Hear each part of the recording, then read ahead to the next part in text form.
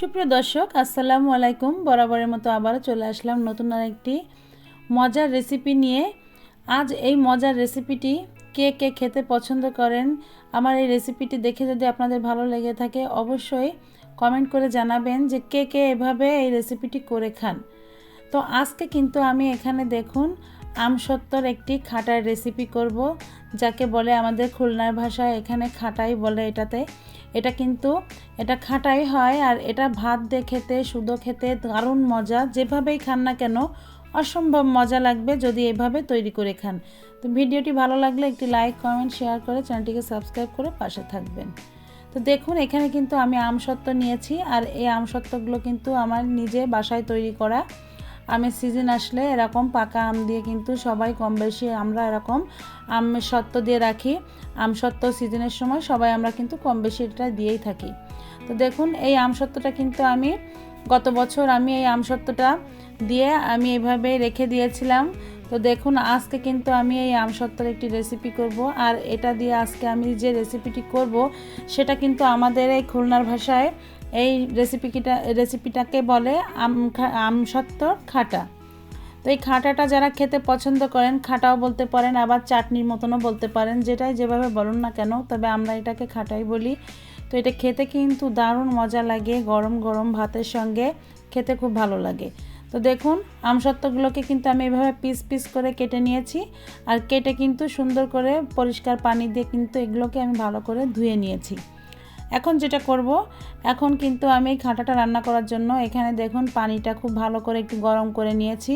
চাইলে আপনারা পানিটা ফুটিয়েও নিতে পারেন, কোনো সমস্যা নেই। তো আমি এখানে পানিটা কিন্তু ফুটাইনি, খুব ভালো করে পানিটাকে গরম করে নিয়েছি। গরম করে নিয়ে দেখুন এই আমসত্ত্বটাকে কিন্তু যতটুকু পানি দিয়েছি এভাবে একটু ডুবো ডুবো অবস্থায় এটাকে কিন্তু ভিজিয়ে রেখে দিতে হবে আধা ঘন্টার জন্য। তো আধা ঘন্টা এভাবে ভিজিয়ে রাখলে আমসত্ত্বটা কিন্তু একদম নরম হয়ে যাবে আর খুব ভালোভাবে গলে যাবে।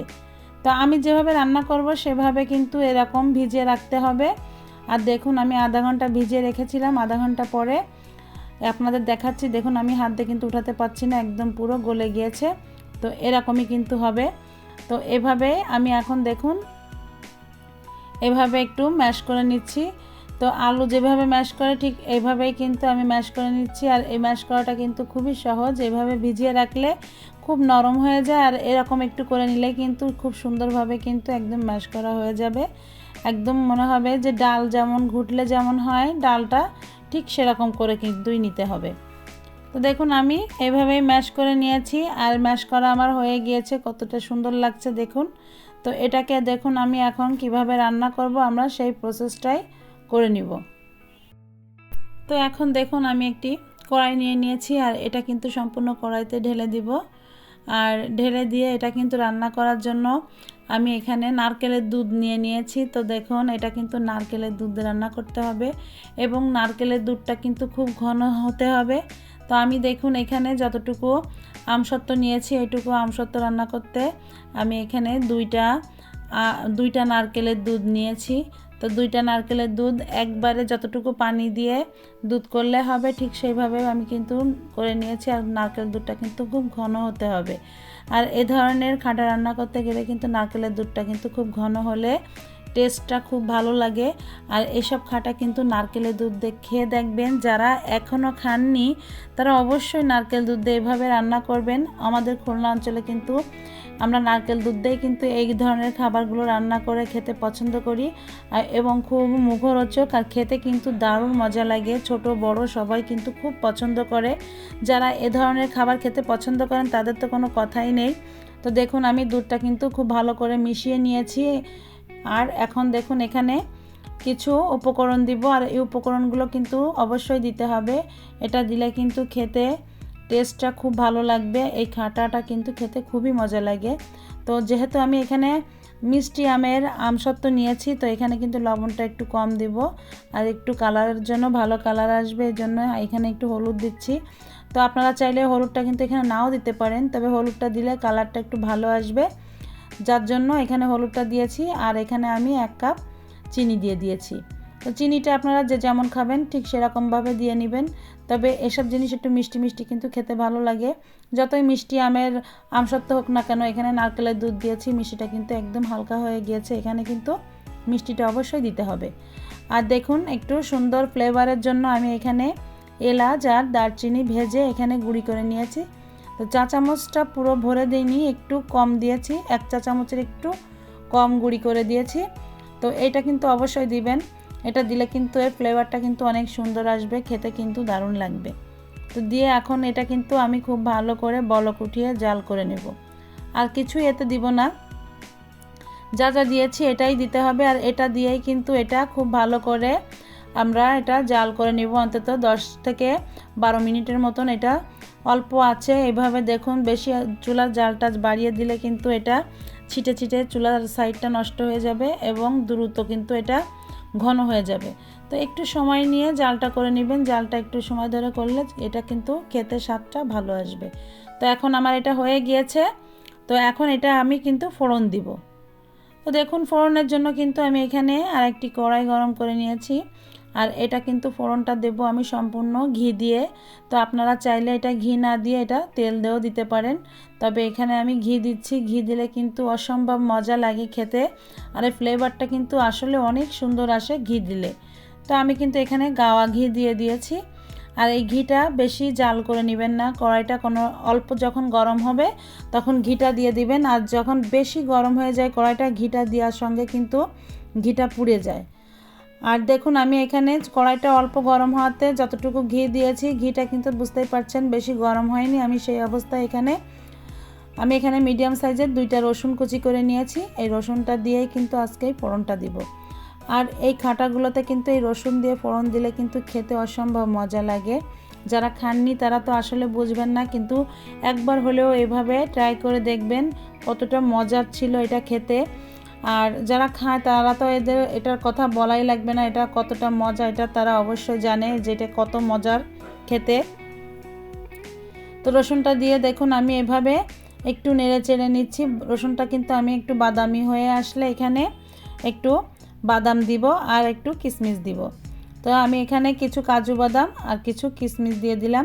তো দিয়ে কিন্তু এই তেলের ঘিয়ের উপরে রসুনটার সঙ্গে একটু ভেজে নেব। তো রসুনটা যতটুকু কালার করব সেই কালারটা আসা পর্যন্ত আমার তত সময় কিন্তু এই বাদামটা আর কিশমিশটা ভাজা হয়ে যাবে। তবে এমনভাবে দিতে হবে যে বাদাম কিশমিশটা যেন পুড়ে না যায়।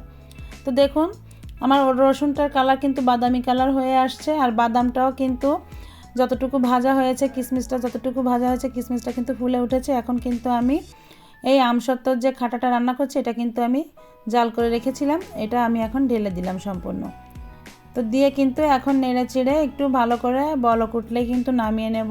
তো দেখলেন তো কত সহজ এই খাটাটা, খেতে যে এতটাই মজা আপনারা বিশ্বাস করবেন না। যারা এখনও খাননি অবশ্যই তারা ট্রাই করবেন। আর এটা কিন্তু শুধু শুধু খেতেও কিন্তু দারুণ লাগে, আবার কিন্তু এটা ভাতের সঙ্গেও খেতে মজা লাগে। তো আমি একটু লবণটা চেখে নিচ্ছি সব কিছু ঠিক আছে কিনা। তো সব কিছু একদম পারফেক্ট আছে। তো আপনারা এভাবেই রান্নাটা করবেন। তো ভাবতে পারেন যে এটা কি ভাতের সঙ্গে খাওয়া যায়, অবশ্যই এটা সাদা ভাতের সঙ্গে খাওয়া যায়। যারা একটু মিষ্টি জিনিস খেতে পছন্দ করেন, দেখা যাচ্ছে তরকারি দিয়ে খাওয়ার পরে একটু মিষ্টি কিছু হলে ভাত খেতে ভালো লাগে, যেমন চাটনি যারা খেতে পছন্দ করেন তারা অবশ্যই এটা রান্না করে ট্রাই করে দেখবেন। আপনি 2 লোকমা ভাত খাবেন এটা দিয়ে, দেখবেন আপনার এতটাই শান্তি লাগবে, তৃপ্তি লাগবে, এটা খেতে যে এতটাই মজা। আর সবশেষে আমি এখন চুলাটা বন্ধ করে দিয়েছি। তো আর একটু ভালো স্বাদের জন্য দেখুন আমি আর 1 চা চামচ এখানে ঘিটা দিয়ে দিব। যেহেতু আমি ঘি দিয়ে ফোড়ন দিয়েছি, তো ঘিটা কিন্তু যত জাল হয় তত কিন্তু ঘিটার কিন্তু সেন্টটা একটু হালকা হয়ে যায়। আর এই ঘিটার সম্পূর্ণ স্বাদ পাওয়ার জন্য আমি এখানে আর 1 চামচ দিয়ে দিয়েছি। এটা দেওয়ার পরে কিন্তু আমি আর জাল করব না, এটা ভালো করে এই খাটার সঙ্গে মিশিয়ে নেব। মিশিয়ে কিন্তু আমি খাটাটাকে নামিয়ে নেব। তো দেখুন আমি যতটুকু একটু ঝোলঝোল ভাব রেখেছি, তো আপনারা চাইলে কিন্তু এটা আর একটু টানিয়ে নিতে পারেন, আর একটু ঘন করে নিতে পারেন। তো আপনারা এটা আপনাদের পছন্দ মতন, আপনারা যদি চান যেটা চাটনির মতন করে নিতে চান তাহলে সেটাও করে নিতে পারবেন। তবে আমি এটা তো সাদা ভাতে খাবো, এজন্য একটু ঢিলা ঢিলা রেখেছি। এটা কিন্তু ভাত দিয়ে খেতে কিন্তু অসম্ভব মজা লাগে এভাবে যদি রান্না করেন। তো আপনারা যেভাবে ইচ্ছা সেভাবেই রান্না করে নিতে পারেন, কিন্তু রান্নার প্রসেসিংটা এই একই রকম হবে, কিন্তু একটু টানিয়ে শুকিয়ে নিতে পারেন আর একটু এভাবে একটু ঝোলঝোলও রাখতে পারেন, সেটা আপনাদের পছন্দ।